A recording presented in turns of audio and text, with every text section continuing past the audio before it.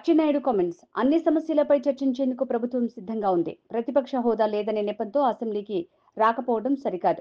Urea కొరత లేకుండా రైతులను ఆదుకున్నాం. యూరియా సహా అన్ని సమస్యలపై చర్చించేందుకు సిద్ధంగా ఉన్నాం. తప్పుడు ప్రచారాలు మానుకోవాలని వైసీపీ నాయకులకు గట్టిగా చెప్తున్నాం. కుంటి సాకులతో వైసీపీ సభ్యులు అసెంబ్లీ సమావేశాలకు రాకపోవడం ఎంతవరకు సమంజసం? పిచ్చి ముదిరి పాకాన పడేటప్పుడు ఇటువంటి మాటలు మాట్లాడతారు. మేము చాలా సందర్భాల్లో చెప్పాం, అధికార పక్షమైన ప్రతిపక్షమైన ఇవ్వాల్సింది ప్రజాస్వామ్య వ్యవస్థలో ప్రజలు. ఈరోజు ప్రజలు 164 సీట్లు మాకు ఇచ్చారు కాబట్టి ఎన్డీఏ ప్రభుత్వం అధికారంలోకి వచ్చి ఈరోజు పాలన చేస్తుంది.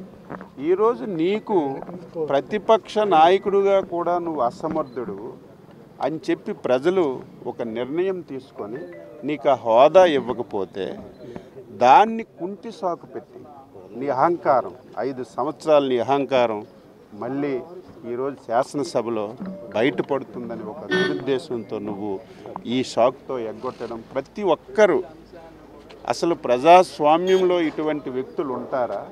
ఇటువంటి వాదన చేస్తారా? ఇంతవరకు దేశంలో ప్రపంచంలో ఎక్కడైనా సరే ఇటువంటి వాదన వచ్చిందని ప్రతి ఒక్కరూ అసహించుకుంటున్నారు. ఈరోజు ఐఎమ్ రెడీగా ఉన్నాం. ఏ సమస్య మీద ఎంత సమయమైనా ఎన్ని అంశాల మీదైనా చర్చించడానికి మేము సిద్ధంగా ఉన్నాం. ఇది మాకు ఒక అవకాశం.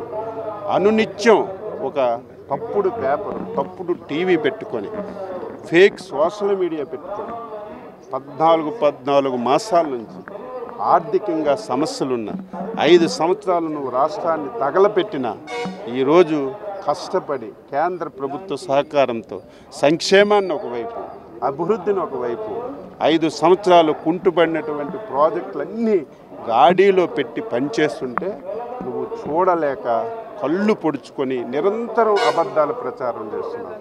నువ్వు శాసనసభకు రా, బీఏసీకి రా, నీకు ఏ అంశాలు ఉన్నాయి, ఏ అంశాలు చర్చకి రావాలి, ఏ అనుమానాలు ఉన్నాయి నువ్వు ఇయ్యు. ఒకరోజు ఎక్కువైనా అన్నింటి మీద చర్చించడానికి ప్రభుత్వం సిద్ధంగా ఉంది.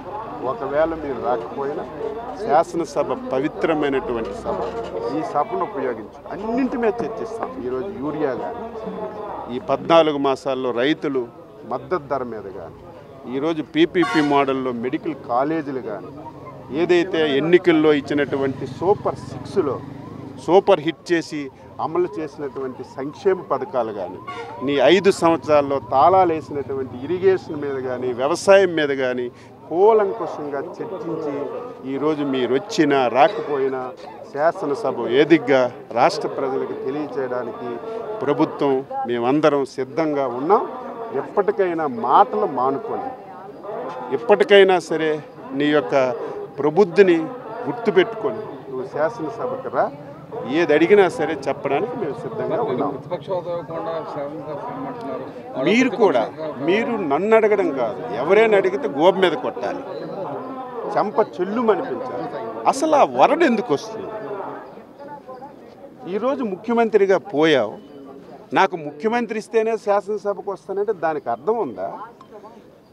శాసనసభకి రావాలని చాలామంది ఎమ్మెల్యేలు పోటీ చేశారు, ప్రజా తీర్పులో ఓడిపోయారు.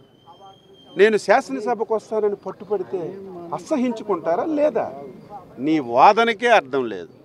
ప్రజాస్వామ్య వ్యవస్థలో నువ్వు చేసినటువంటి ఈ వాదన ప్రతి ఒక్కరూ అసహించుకుంటున్నారు.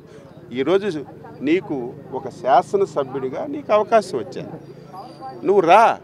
నీదొక రాజకీయ పార్టీ, నీ పార్టీ తరపున ఏ అంశం నువ్వైనా లేవనెత్తే అవకాశం వస్తుంది.